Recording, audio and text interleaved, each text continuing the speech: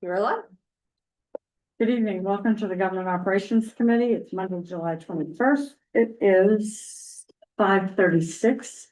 Around the table, the counselors that are on the committee are Councilor Beck, Councilor Dean, Councilor Maller, Councilor Tremble, and I'm Councilor Hawes, and I will be chairing this. Our first item you've heard about already, but it's accepting and appropriating the $1,706,934 for the naloxone. Yeah, Assistant City Manager Courtney O'Donnell. This funding is actually part of overdose prevention program that we've been the recipient of since 2008 and 2020. Naloxone was added. And so I think this funding covers two years worth. Yes. This is Health Promotions Manager Jamie Kozak.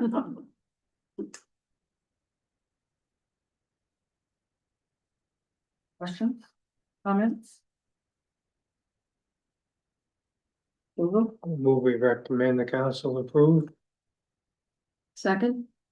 Okay, it's been moved and seconded that we just go to the council for approval. Is there any objections? Seeing none, it will go to full council. Thank you. Thank you. Before I move on, I should also tell who's here. See, paybacks are off all day. We also have councilors around the table who are not necessarily on the committee. We have Councilor Fish, Council Chair Pelletier. We have and Councilor Fournier. Okay.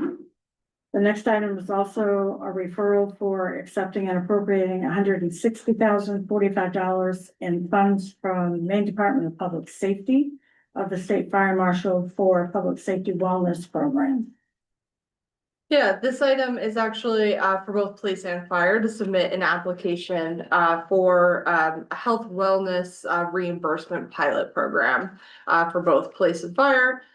This is a grant meant specifically for public safety to help with wellness visits, specialized cardiac and metabolic screenings and other things. And so I think this is a great additional layer for our employees to take advantage of. I would move approval. It's been moved. Is there a second? I will second. Is this a new? We've never done anything like this before. I think that's correct, but I'm going to ask Deputy Police Chief Dave Bushy to come to the table. So he gets to answer a question.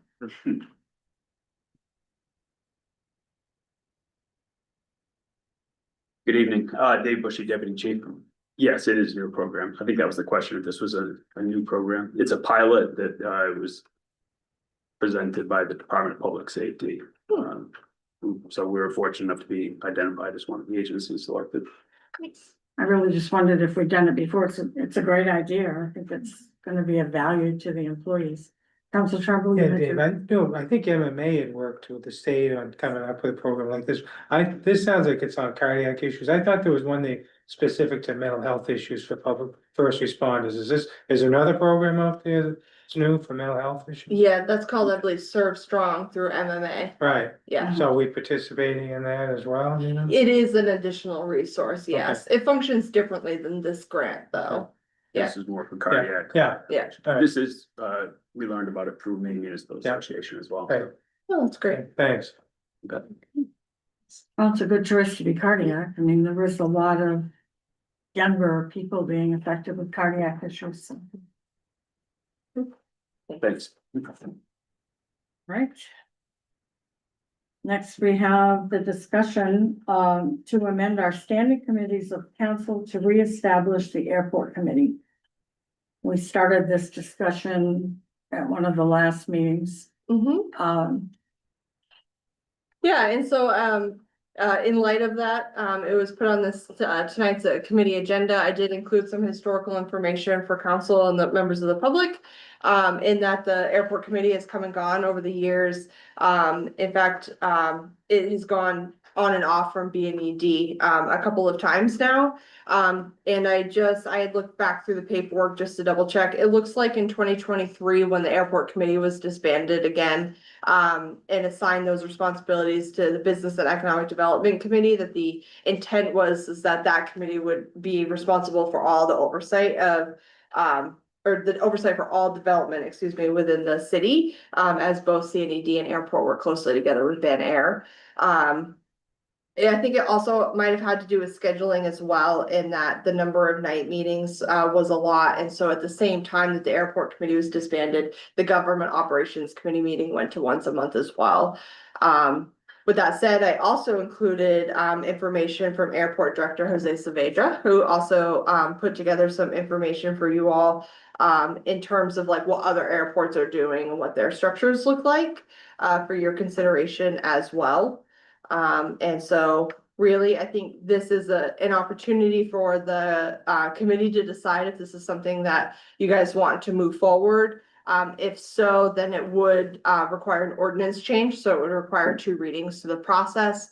With that said, I can ask the airport director to come to the table if you have questions for him. My only consideration to throw out the committee would be from a staffing perspective, it might make the most sense if there is interest to bring this committee back, that it happened with the new council year in November. But that's just a consideration and recommendation to toss out there. I'll ask airport director to come up to the table, as I assume you might have some questions for him as well. Any discussion before he gets here? I just have a question for him. Yeah.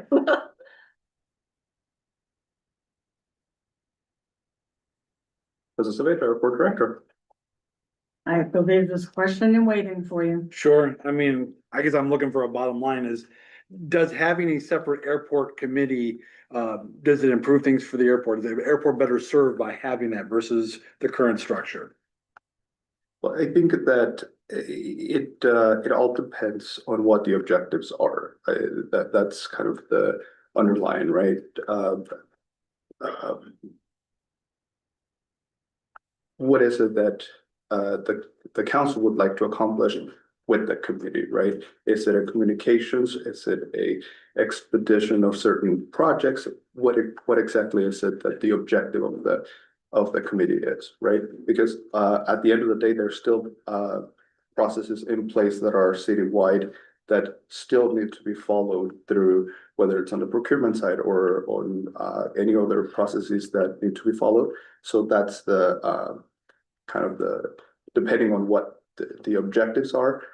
Certainly the committee would add a level of additional communication directly to you in its dedicated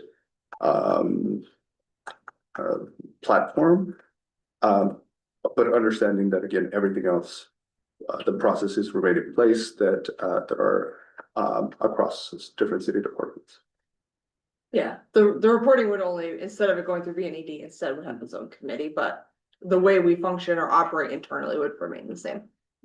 Okay, and just to follow up if I could, because I guess I'm trying to understand, how the conversation came about, because it leads me to believe that there was something lacking under the current way we're doing things, whether it's things are getting pushed off because of time or what have you. This conversation started somehow, and I think I said it before, I'm in favor of whatever is going to be the best for the airport, because that's not my area of expertise. And so I guess I'm looking for you to say, you know what, yes, Mike, I think that, if we had this is the advantage for the airport, this is why we should do it, or no, things are working just fine, but hey, if it feels good to have another, committee, go for it. I guess I'm looking for your expertise and what you think would be best for the airport. Council Fish? Likewise, I'm interested to see what your thoughts might be as to where we may be weaker, perhaps by not having our own airport committee, or how we may be stronger and more supportive, the pros and cons, from your opinion, of either having an airport committee or not having an airport committee. Yeah, so my initial reaction as far as the pros of a committee would be, obviously having a very is a standalone platform to communicate with you on different projects and different activities. Not that that's not happening right now, right? I think that part of that discussion, if I recall it correctly from Councillor Hawes, was that just the volume of activity that's happening at the airport and the different projects that perhaps that required its own reporting committee, if you will. So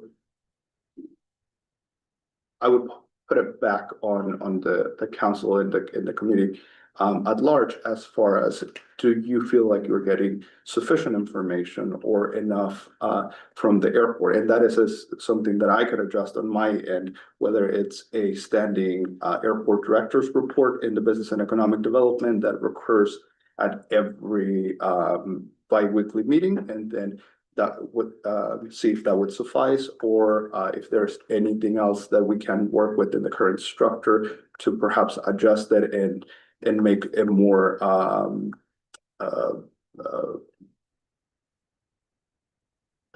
consistent level of reporting, and see if that perhaps allows you the visibility that you might feel that you're not getting at this point. If the council desires to go in its own, it believes that it's a much better to address airport related items individually, then that's the other option as well. Council Pelletier? Thank you. There was a standing airport committee the first year that I was on council. I was on that committee, and to me personally, it doesn't feel like the quality or amount of information that we're getting as having it rolled under BED is significantly different than what we received from a standing committee by itself. So, my recommendation would be leave it as is. Perhaps if there's a need because of a big upcoming project in the next year or two to reestablish the committee, that would make sense. I did notice in the materials that you sent ahead that some communities do a citizen committee, which I thought was a really interesting idea, like a steering committee for the airport with input from the public. But I think that quality and that the amount of information that you're sharing on a regular basis, for me, it answers all my questions. So. Council Trumbull? Yeah, no, I've been part of both systems. We had the airport committee, who was part of this. And actually, one time we did have like an ad hoc committee when we lost Delta service, and we brought users in. We had people from Representative from EMMC, from the University of Maine, from some of the mills around, some of the bigger users were part of that committee to help us get through that time period about 25 years ago. But I think the system now is working. I mean, I think if we had issues at the airport, we really had a lot to spend time focused on it. I think maybe a separate committee would be fine, but I think the system seems to be working pretty well now, and hopefully things keep going smoothly out there. Part of the reason for bringing it up was that when we had the committee before, we got to see more facets of the airport and the functions out there, from the tank farm to new airlines coming in or whatever. And I think we were more aware of what was really going on out there. Not that it's bad, just that I think we were more versed in what we did have in there. It's a huge enterprise. Putting it into another committee, I remember just having her come with the stats, and people were already wanting to pack up because we'd been there for quite a while. They'd be last on the agenda. She wouldn't necessarily get through all the stats or the questions. I just think it's large enough that it should have its own platform, and I just don't think that we're getting as much out of it being part of another committee as we would if it were its own, and that's why I brought it up. So, Council Fleming. I was just gonna say, I think we're getting all the information from you right now, and I think it's very good. So I think the communication's good. But there's a lot happening at the airport right now, so I think this is like we're in a segment of time we got the runway shut down, we have, new carriers coming in.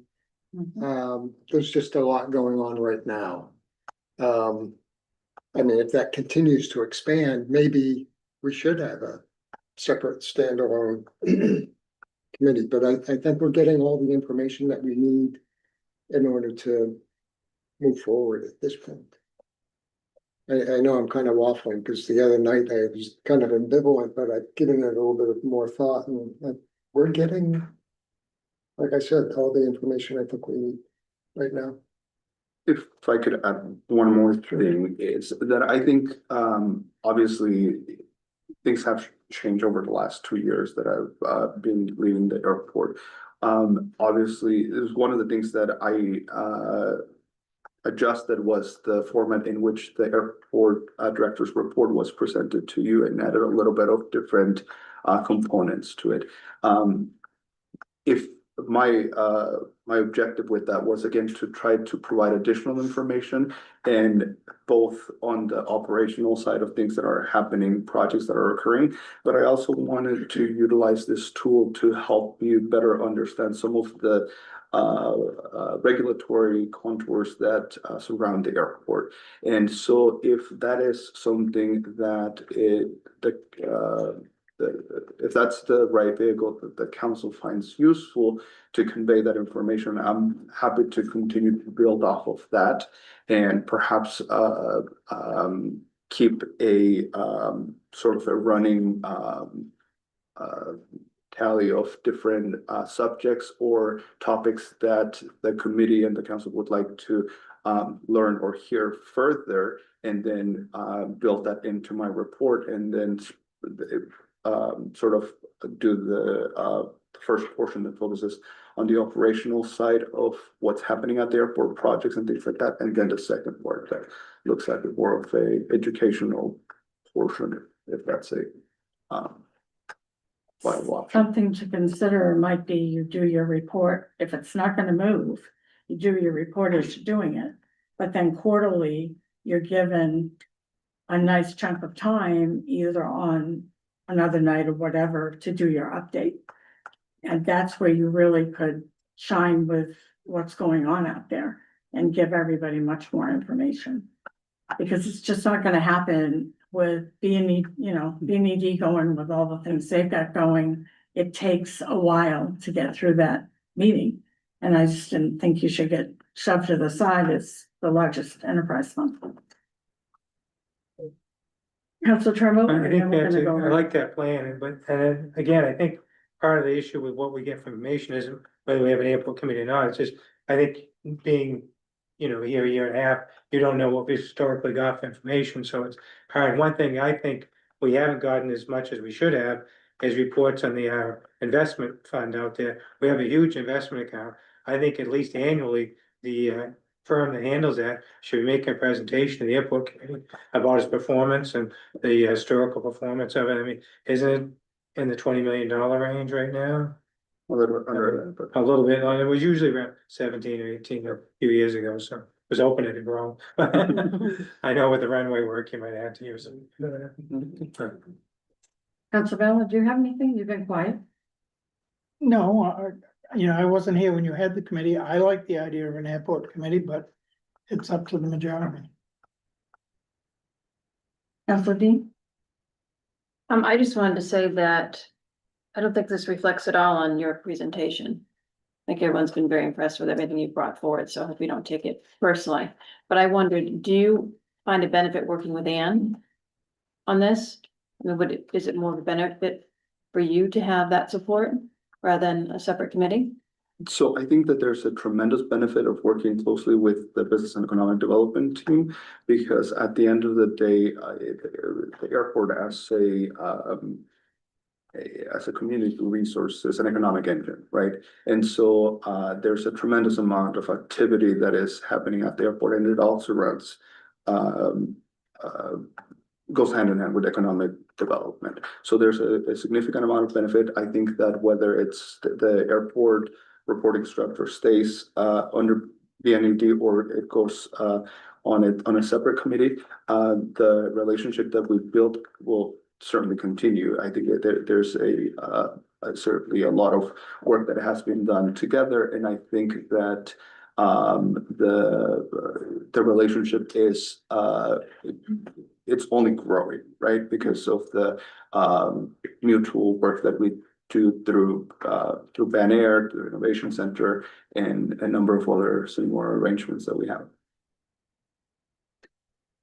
Another Councilor question, I Campbell? just want to add on to that, the relationship for economic development, and Jose is actually on the board of Ban Air, and he sits on the board of Eastern Maine Development Corporation as well, so the airport's connection to economic development is huge. He's directly involved in that. Question for you.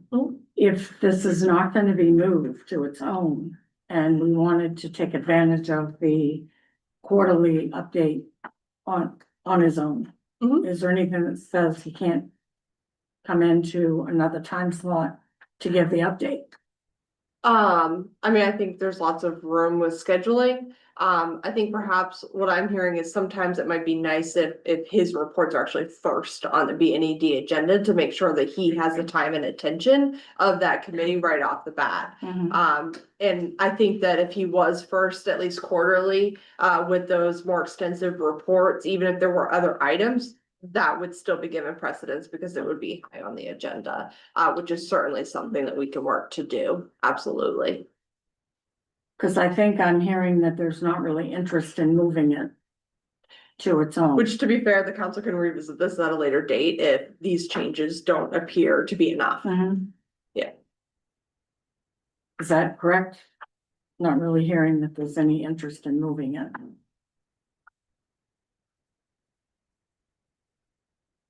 You're gonna waffle again? No, so you say, I should have pointed out that Councilor Fournier is the BNED chair who works very closely with Director Krieg over that agenda, but yes, we will work so you, together. that sounds great. So are you inferring that the items later in the agenda don't get the attention? What I was inferring perhaps is that if we were quarterly to set a BNED meeting that only had airport items, we might inadvertently be delaying other items. And so, but what I'm hearing is the need perhaps to create a higher level of attention toward the airport, which we all know as the night meetings go along and the later it gets, it's a little harder to pay attention. So perhaps a little of that. Thank you. Or, I mean, oftentimes there's the special BNED meeting that gets scheduled that can be focused specific solely with an airport theme, if you will, that can be scheduled. Yeah, that's certainly a possibility. As we know, week to week, the schedule can look quite different, and sometimes there's a lot more flexibility than other weeks, so we can definitely take advantage of that as we move forward, knowing that the airport is a priority of the council and you want to hear more information. We will certainly make that happen. Okay. So everybody go to that? You will have more attention. Thank you, I appreciate it. Okay. We have a city clerk update. Yeah, City Clerk Lisa Goodwin joining the table. And, oh, Good evening, Lisa Goodman, City Clerk, and this is Holly Kluge. I wanted to introduce you to her. She's our new Customer Service Manager, and she also serves as the Deputy Clerk. So you will be seeing her at future meetings. Well done. Holly was promoted from the Utility Billings Clerk position, and so now we are going to be filling that position. Holly is doing both jobs right now. I'm not giving her too much of she's very good at what she does. the Deputy Clerk stuff until we get somebody hired, but she's an excellent hire.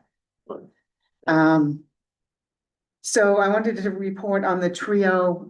I talked to you the last time I was here about Trio and the modifications to that. They're still in the process of that. I'm hoping within the next few weeks to hear more from them on when we can start testing that to implement online payments. So we're all set with the credit card company. We're ready to go with them. So it's just, we're waiting on Trio. Next week, nomination petitions are available, so get the word out for that those are available and they'll have to be returned by August 26th.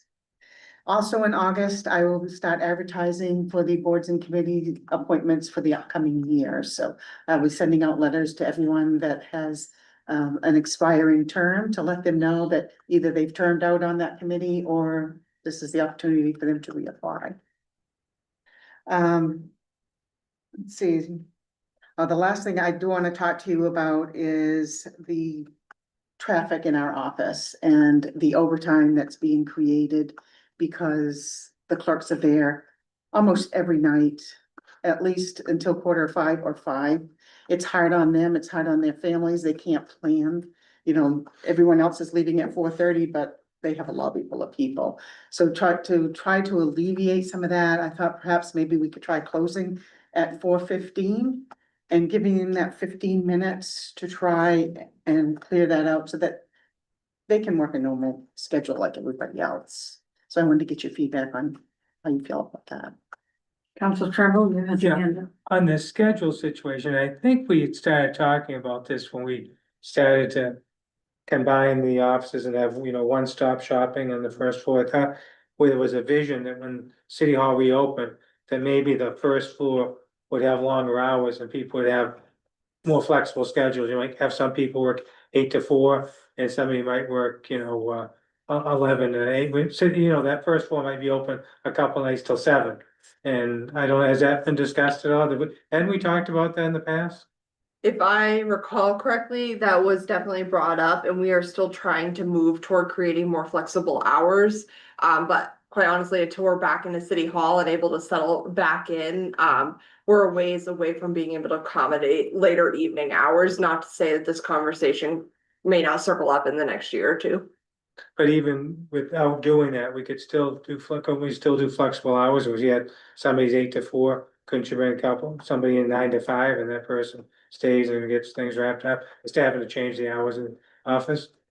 We could, the problem is the volume of work that we have. When we open at 8, everybody's got somebody at their counter. And they come in at 7:30 now to do their cash up so that we can get the cash into the bank and do our deposits every day. And that's working for us. That portion is really working well. So, I mean, we could do it, but it's gonna cause other people somewhere else. Council Dean? I understand the dilemma, but I think you need to offer at least one later night. There are some people that would not be able to get to City Hall before 4:15. I don't know what those people would do.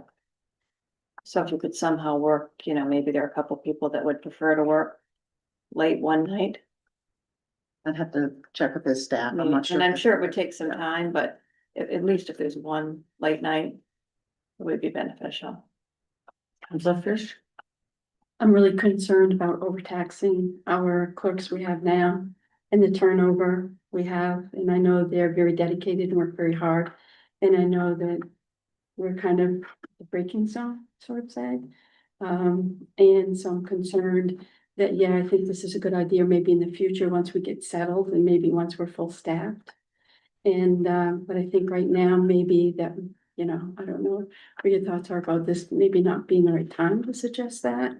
The other thing I wondered is when the trio, comes in and we have automatic payments, do you see that helping staff time and taking a little bit of the stress off? I'm hoping that it does. We do have some companies that people use as it's their software program that pays. And those all come in by check. And I'm not sure if that can switch to an e-check or not, if they would do that, because that would cost that company money if they don't send in the check. So I'm hoping that it alleviates. That's one of the goals that we had when we implemented that. Thank you. Any other, Council Bat? Yeah, I mean, I think my question kind of got answered is whether there was even any interest among staff to work different hours. 'Cause I feel like that's kind of the draw to this job is having that schedule. And that's why we're even having this conversation is, because it is taking longer and everyone's got families and things, want to get home to folks. And what you're asking for is 15 minutes. And I personally think it's worth the experiment. See what can happen with it, and try it. And see what a difference it does make. Cause that is rough to be at the end of the day and it does create burnout when, you're ready to go home and you've got a lot of people showing up and, next thing you know, you're here till 5:15. So I'd be in favor of at least trying it and see how it would work out and just, have you report back to us and we go from there. Council Fournier? I'm fine with 4:15. Just, if you're gonna have overtime, I prefer not to have overtime. And I think this might be the vehicle to help with that. I don't think it's a great imposition on the public on coming in, because they have to take time off of work to get in here anyway. And hopefully with Trio happening, hopefully that will help as well. Council Pelletier and then Council Turnbull. Thank you. Same, I think 4:15 is reasonable, especially where we are working toward having an online option for people, so they don't have to come in at all.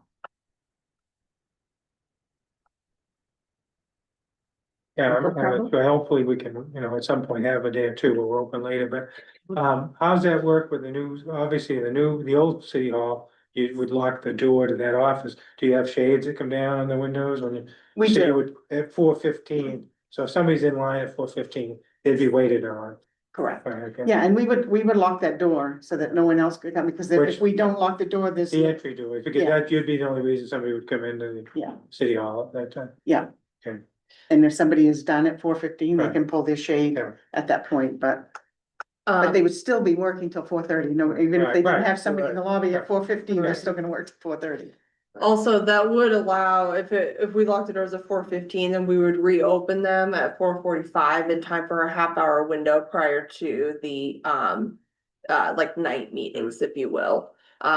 Here, we've been doing that pretty consistently, and that way folks aren't waiting outside in the cold or whatever, trying to get to a public meeting, so it would create a nice break in between. Like city services, day services, and then public night meetings.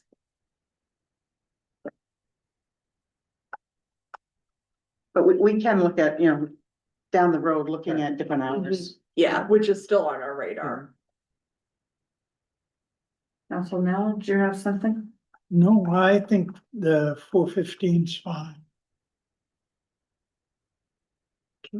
Thanks for a motion on this, just to make sure we're good. I'll move to allow the closure to happen 4:15 to the 4:30. Second, Okay, it's been moved and seconded to, excuse me, have the closure at 4:15. Is there any further discussion? Any objections? No objections. I'm not on the committee. I've just more or less a question. Would this come to full council? Mhm. Or? We can would put it- an order on the next council, sure, yes. In fact, also, provided that there's no objection, it would, the cleanest way would be to advertise that as part of our return to the former city hall. Mhm. And that way there's notice and folks understand that that's changing. And we can update signage and the website and all of those things in time. So there's no objection, it will go to council. good question, well, before you do, take it fine. So what time do we open at City Hall? 8 o'clock. So it's busy, I mean, it doesn't make sense to go 8:30 to 4:30, it makes sense to stay with 8 o'clock, Yeah, that's when. yeah, 8 o'clock, we have a full lobby, Really? yeah, Okay. people are waiting sometimes, earlier than that, they're leaving. Right, Yeah. The only other thing I have, tomorrow we'll be filing tax liens and we've got right around 600, which is a significant increase. Our collection rate is 95%, it was 98%. So I just wanted to let you know that people are having a little bit of struggle paying their bills. And with that said, tax bills will be going out August 6th. We plan on mailing those out the day before we move out of here so that people get it and they'll have the correct 73 Carlo Street address on those bills to where they need to send them. Council Trump? just on this might be for the finance committee, but on the. Lower percentage of people paying their tax bills, I had a citizen that said, asked about having a sort of 2 payments a year, if they could be like monthly payments. And I guess there is an option that can be done for people without having the workout agreement. It's people that are current on the taxes and they just aren't aware of it. So I asked maybe, and the next time we send out tax bills, if we could have a letter have that option for people where they could, because especially people, most people that don't have their taxes escrowed are probably elderly people that have a harder time. So if somebody's got a $6,000 tax bill and they could pay $3,000 twice a year, or $500 a month, and they're on a fixed income, I think they'd rather pay the $500 a month. So, Yeah, we do have the tax club that they can right, sign up. tax club, yeah, Yeah. but most people aren't aware of it, so, And even if they don't want the tax club, they can pay every month. right, But, you know, if they don't pay by September 15th, then there's interest on the Exactly, first yeah. half. So if I may, actually, one of my updates next was that we do have a tax bill insert that announces, our new city manager. Talks about the move back to the former city hall, how to sign up for alerts. I think we have time to actually go back and add that Okay. specifically to make sure that is highlighted. It makes sense to put on there whatever could help people. Yeah. That they don't know about. That's it. That's all? Yeah. Alderman Corney? It's just concerning to me that when we go from 98% down to 95, that's a red flag. We knew it was coming. Yeah. Very- Nothing worse. Yeah, probably go lower and say that. Anyway. Thank you for your update. Okay, thank you. Assistant City Manager updates. Are you ready to roll? Yeah, mine are really quick. That was one. The other ones is just, so everybody knows that at the first meeting in August, we'll have a comprehensive update for Community Connector and then also a discussion on the bathrooms, the public restrooms as well. I just want to make sure you are all aware of that. Can't wait. That'll be a fun one. Mm-hmm. Let's, yeah. The update on the public bathrooms, is there going to be any type of statistical information? Concerning. We will certainly pull together any information that we have. Unfortunately, there's no real way to know like how many people use those restrooms. It's not like there's a counter or somebody monitoring those all the time. But you know, the contracts, how often they're being cleaned and what we're doing to help address some of the issues that have been raised, things like that will certainly be included. And I would actually encourage all of you that if you have specific questions about anything, but in this case, bathrooms, if you can send them send them along ahead of time, we will certainly do our best to make sure that we address that in the meeting. That's it. I guess so. No, I think my question on that would probably go for the next one. I'm gonna ask you now anyway, because it is a GovOps thing. It's Okay. about the bathrooms. There was a wash station on the Court Street bathroom. Where did that No. come from? There's no plumbing in these bathrooms. Unfortunately, though, I mean, there's lots of avenues for folks to, you know, camping showers, jugs of water. Our understanding is we have gotten reports of folks actively washing themselves in these bathrooms, but there is no actual plumbing attached to them.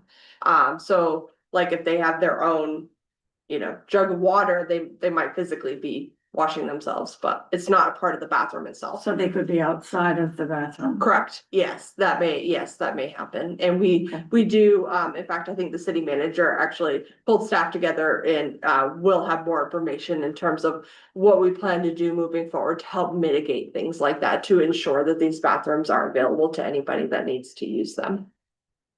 Recent pictures might be nice of the actual structures, Yeah, because I know some of them are getting pretty well battered. some have been vandalized. That is correct. Yep, I'll make sure photos are included. That's all I had. That's all you had? Yep. Okay, well, if there's no other, information to come before the committee, we will adjourn at 6:15. Stay tuned for infrastructure.